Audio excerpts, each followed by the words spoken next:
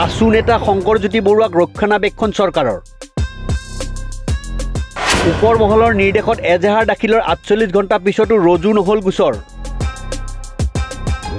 আসু বিজেপিৰ ৰুখত পৰাৰ ভয়ত নিৰ্যাতিতা ছাত্ৰীৰ ওচৰত উপস্থিত নহল নাৰী সংগঠন নাৰী সুৰক্ষা নাৰী অধিকাৰৰ কথা কোৱা সংগঠনসমূহৰ ৰহস্যজনক নিৰাপত্তা জামিন বিচাৰি আদালতৰ দ্বাৰস্থ আসু নেতা শংকৰজ্যোতি কেছ ডায়েৰী দাখিলৰ নিৰ্দেশ আদালতৰ 21 ছেপ্টেম্বৰত হ'ব শুনানি নাৰীৰ সুৰক্ষা নাৰীৰ অধিকাৰ আৰু নাৰীয়ে ন্যায় লাভৰ শ্লোগান অখাৰ প্ৰতিপন্ন হৈছে অসমত চৰকাৰী বেচৰকাৰী পক্ষই নাৰীৰ সুৰক্ষালৈ ৰাজ্যৰ আকাশ বতাহ উত্তাল কৰা শ্লোগানবোৰ যেন কেৱল প্ৰদৰ্শনকামী প্ৰচাৰৰ বাহিৰে একো নহয় সেই কথা আসুৰ সাধাৰণ সম্পাদকৰ দ্বাৰা শোষিত নিৰ্যাতিত যুৱতী এগৰাকীৰ কৰুণ অৱস্থাই বাৰুকৈ স্পষ্ট কৰিছে গুৱাহাটী বিশ্ববিদ্যালয়ৰ আইন মহাবিদ্যালয়ৰ এই ভুক্তভোগী ছাত্ৰীগৰাকী আসুৰ সাধাৰণ সম্পাদক শংকৰজ্যোতি বৰুৱাৰ বিৰুদ্ধে যোৱা 6 ছেপ্টেম্বৰৰ নিশা দিছপুৰ থানাত দাখিল কৰিছিল এজাহাৰ পিছে এজাহাৰ দাখিলৰ ৪৮ ঘণ্টা অতিক্ৰম কৰাৰ পিছতো আৰক্ষীয়ে শংকৰজ্যোতি বৰুৱাৰ বিৰুদ্ধে ৰুজু নকৰিলে গোচৰ ইয়াৰ লগে লগে ভুক্তভোগী যুৱতীগৰাকীয়ে আইনৰ দ্বাৰা ন্যায় লাভ কৰাৰ এটা পথ ৰুদ্ধ হৈ পৰিছে চৰকাৰী পক্ষই আসুৰ সাধাৰণ সম্পাদকগৰাকীক সুৰক্ষা প্ৰদানৰ নামত কি স্তৰলৈ নামিছে সেই কথা দিছপুৰ থানাত পৰি থকা নিৰ্যাতিত যুৱতীগৰাকীৰ এজাহাৰখনেই প্ৰতিপন্ন হৈছে কেৱল চৰকাৰেই নহয় জাতীয় জীৱনৰ সমস্যা ছাত্ৰ ছাত্ৰীৰ সমস্যাক লৈ মাত মতা আসুৰ লজ্জাহীন নেতৃত্বই সাধাৰণ সম্পাদকগৰাকীৰ বিৰুদ্ধে ব্যৱস্থা লোৱাৰ পৰিৱৰ্তে তেওঁক ৰক্ষণাবেক্ষণ দিয়াতহে ব্যস্ত হৈ পৰিছে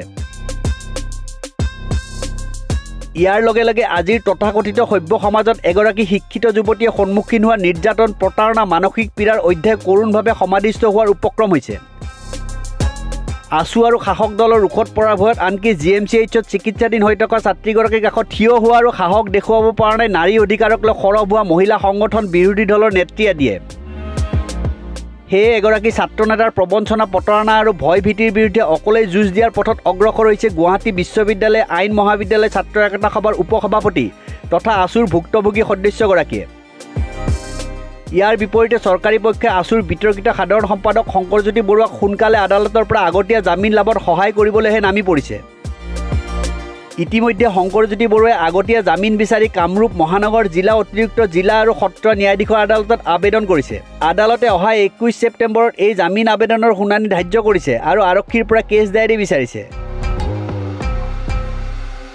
কিন্তু আৰক্ষীৰ এটা সূত্ৰই জনোৱা মতে বিষয়টোক লৈ গোচৰ পঞ্জীয়নৰ আশা তেনেই ক্ষীণ কাৰণ কালিৰ দিনটোত ছাত্ৰীগৰাকীয়ে দাখিল কৰা এজাহাৰখনক লৈ তৎপৰ হৈছিল আৰক্ষী ভুক্তভোগী ছাত্ৰীৰ এজাহাৰৰ ভিত্তিত দিছপুৰ থানাৰ আৰক্ষীয়ে শংকৰজ্যোতি বৰুৱাৰ বিৰুদ্ধে ভাৰতীয় ন্যায় সংহিতাৰ 69 296 79 131 351 2 ধাৰাত গোচৰ ৰুজু কৰাৰ বাবে সাজু হৈছিল আইনৰ ধাৰাসমূহ আৰোপ কৰি গোচৰ পঞ্জীয়ন কৰাৰ বাবে অনলাইনত সকলো তথ্য আপলোড কৰাৰ প্ৰাক মুহূৰ্তত ওপৰৰ মহলৰ পৰা ফোন আহিছিল আৰক্ষীলৈ নিৰ্দেশ দিয়া হৈছিল গোচৰ পঞ্জীয়ন কৰিব নালাগে ইয়াৰ পিছতে থমকি ৰল আৰক্ষী অথচ ভুক্তভোগী ছাত্ৰীগৰাকীয়ে এজাহাৰত এই কথা স্পষ্টভাৱে উল্লেখ কৰিছিল যে শংকৰজ্যোতি বৰুৱাই তেওঁৰ 6 মাইলৰ ফ্লেটত ছাত্ৰীগৰাকীক পিষ্টল লগাই হত্যাৰ ভাবুকি দিছিল ফ্লেটটোত এটা ৰাইফল দেখা বুলিও তেওঁ ব্যক্ত কৰিছে এনে পৰিস্থিতিত আৰক্ষীয়ে তৎক্ষণিকভাৱে ফ্লেটটোত তালাচী চলোৱাৰ প্ৰয়োজন আছিল কিন্তু ওপৰ মহলৰ নিৰ্দেশত ঘটনাটোৰ কোনো তদন্ত কৰিব নিবিচাৰা আৰক্ষীয়ে আসু নেতাগৰাকীক তেওঁৰ ফ্লেটৰ পৰা ৰাইফল পিষ্টল আদি হয়তো আঁতৰাই পেলোৱাৰ সুযোগ দিছে কিন্তু ৰাইজৰ মনত প্ৰশ্ন উঠিছে আসু নেতা শংকৰজ্যোতি বৰুৱাৰ বিৰুদ্ধে গুৰুতৰ অভিযোগ উঠাৰ পিছতো নাৰী সুৰক্ষাৰ শ্লোগান দিয়া চৰকাৰে তেওঁক কিয় সুৰক্ষা দিছে এই কথা ইতিমধ্যে ৰাজহুৱা হৈছে যে কিছুদিন পূৰ্বে আসুৰ সভাপতিগৰাকীয়ে দিল্লীলৈ গৈ বিজেপিৰ ৰাষ্ট্ৰীয় সভাপতি সাক্ষাৎ কৰি আহিছে তদুপৰি ভুক্তভোগী ছাত্ৰীগৰাকীয়েও সদৰি কৰিছে যে শংকৰজ্যোতি বৰুৱাই হেনো তেওঁৰ আগত কৈছিল যে 2025 চনত তেওঁ আসু ত্যাগ কৰি বিজেপিত যোগদান কৰিব আৰু 2026 চনত উজনি অসমৰ এটা সমষ্টিৰ পৰা বিধানসভা নিৰ্বাচনত বিজেপিৰ টিকেটত প্ৰতিদ্বন্দ্বিতা কৰিব সেই স্বাৰ্থতে আসু নেতাগৰাকীৰ বিৰুদ্ধে নাৰী নিৰ্যাতন প্ৰতাৰণাৰ গুৰুতৰ অভিযোগ উঠাৰ পিছতো চৰকাৰে তেওঁক ৰক্ষণাবেক্ষণ দি এগৰাকী নিৰ্যাতিত যুৱতীৰ অভিযোগক মূল্যহীন কৰিছে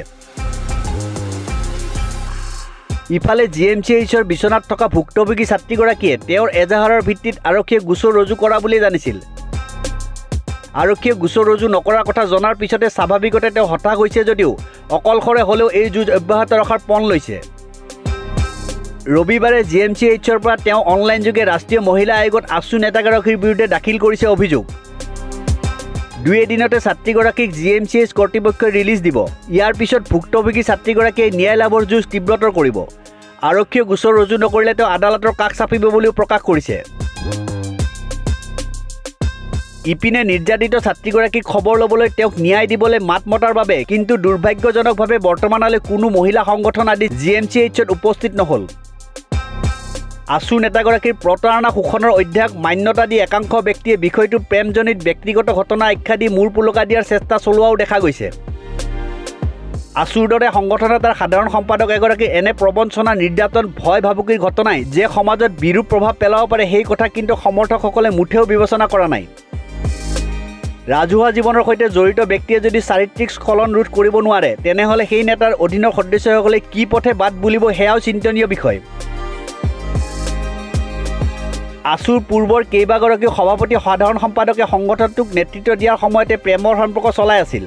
আছু এৰাৰ পিছত তেওঁলোকে প্ৰেমিকাক পত্নী হিচাপে গ্ৰহণ কৰাৰো উদাহৰণ আছে। কিন্তু সেইসকল নেতাৰ বিৰুদ্ধে উঠা নাছিল যৌন শোষণ, প্ৰতাৰণা, ভয় ভাবুকি দিয়াৰ অভিযোগ। কেৱল শংকৰজ্যোতি বৰুৱাইহে আছুৰ ইতিহাসত এনে কলংকিত অধ্যায়ৰ সূচনা কৰিছে। ইফালে আছুৰ ঐতিহ্যত কালিমাখনা এই স্পৰ্শকাতৰ আৰু উদ্বেগজনক ঘটনা সন্দৰ্ভত ছাত্ৰ সংগঠনটোৰ সভাপতি উৎপল শৰ্মাই কালি সংবাদ মাধ্যমৰ আগত দায়খৰা মন্তব্য এটা দিয়ে নিজৰ দায়িত্ব সামৰিছে। আছুৰ সভাপতিগৰাকীয়ে পাহৰি গৈছে যে ভুক্তভোগী ছাত্ৰীগৰাকীও তেওঁ নেতৃত্ব দিয়া ছাত্ৰ সংগঠনটোৰে এগৰাকী সদস্য। এনে ক্ষেত্ৰত সভাপতিগৰাকীয়ে নিৰপেক্ষ ভূমিকা লৈ নিৰ্যাতিত সদস্যগৰাকীৰ কাষত থিয় হ'ব লাগিছিল। তাকে নকৰি তেওঁ শংকৰজ্যোতি বৰুৱাৰ সৈতেহে সঘন যোগাযোগত থকা বুলি ব্যক্ত কৰিছিল। আনকি ৰবিবাৰে পুৱাৰ পৰা আছুৰ সভাপতি প্ৰমুখ্যে এটা মহলে প্ৰচাৰ চলাইছে যে শংকৰজ্যোতি বৰুৱাই অন্তৰ্বৰ্তী জামিন লাভ কৰিছে। সভাপতিগৰাকীৰ এনে বক্তব্যতে প্ৰমাণ হৈছে যে আছুৰ মজিয়াত যুৱতী বা ছাত্ৰীৰ নিৰাপত্তা নিশ্চিত নহয়। নেতৃত্বৰ বিৰুদ্ধে অভিযোগ দিলে তেনে সদস্যক একাষৰীয়া কৰে সংগঠনটোৰ নেতৃত্বই।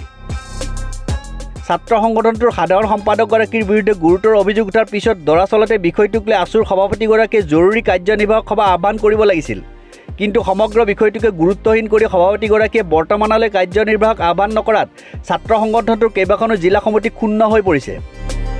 গুৱাহাটী বিশ্ববিদ্যালয় আইন মহাবিদ্যালয়ৰ ছাত্ৰীগৰাকীয়ে কয়, দুলীয়াজানৰ বৰহুলা আৰু গুৱাহাটীৰ 6 মাইলৰ কিং স্কুৱেৰ এপাৰ্টমেণ্ট নিবাসী তথা সদৌ অসম ছাত্ৰ সন্থাৰ সাধাৰণ সম্পাদক শংকৰজ্যোতি বৰুৱাৰ সৈতে মোৰ বিগত 2001 চনৰ পৰা 3.5 বছৰ ধৰি প্ৰেমৰ সম্পৰ্ক চলি আছিল।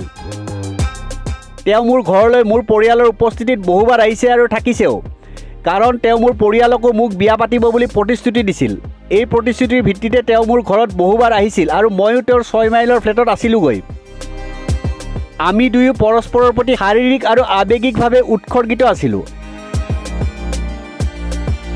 আমাৰ দুয়োৰে পৰিয়ালে আমাৰ এই সম্পৰ্কৰ কথা জানিছিল।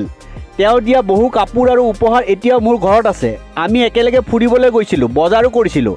কিন্তু 2003 চনৰ শেষৰ ভাগৰ পৰা শংকৰজ্যোতি বৰুৱাই মোৰ সৈতে সম্পৰ্ক ছেট কৰাৰ চেষ্টা চলাই মোক মাৰপিট কৰে, মৃত্যুৰ ভাবুকিও দিয়ে। মোক বিয়া পতাৰ প্ৰতিশ্ৰুতি দিয়াৰ বাবে শংকৰজ্যোতিৰ সৈতে মোৰ শাৰীৰিক আৰু আৱেগিক সম্পৰ্ক দুয়োটা পৰিয়ালৰ সন্মতি সাপেক্ষে চলি আছিল। হঠাৎ মোৰ সৈতে তেওঁ সম্পৰ্ক বিচ্ছিন্ন কৰাত মই আৰু মোৰ পৰিয়াল এক ভয়ানক মানসিক চাপ আৰু ৰাজহুৱা অপমানৰ সন্মুখীন হওঁ। যোৱা 31 মে'ত মই আকস্মাতে তেওঁক লগ ধৰিবলৈ মোৰ হোষ্টেলৰ ৰুমমেটৰ সৈতে 6 মাইলৰ ফ্লেটলৈ গৈছিলোঁ। সেইদিনা তেওঁ মোক ভিতৰৰ ৰুমলৈ চোঁচৰাই নি মাৰধৰ কৰিছিল আৰু এটা পিষ্টল মোৰ মূৰত লগাই মৃত্যুৰ ভাবুকিও দিছিল। আনকি ডিঙি চেপি মোক মাৰিবলৈও চেষ্টা কৰিছিল। মোক বিয়াৰ প্ৰতিশ্ৰুতিৰে শংকৰজ্যোতি বৰুৱাই মোৰ সৈতে শাৰীৰিক সম্পৰ্ক ৰক্ষা কৰিছিল। তেওঁ মোক পিছলৈ সম্পৰ্ক ছেট কৰাৰ বাবে মাৰধৰ কৰাৰ লগতে মৃত্যুৰো ভাবুকি দিছিল। মই তেওঁৰ সৈতে সম্পৰ্কৰ কথা কাৰোবাৰ আগত অৱগত কৰিলে মোক আৰু মোৰ পৰিয়ালক হত্যা কৰাৰ ভাবুকিও দিছিল। News desk report, news 13।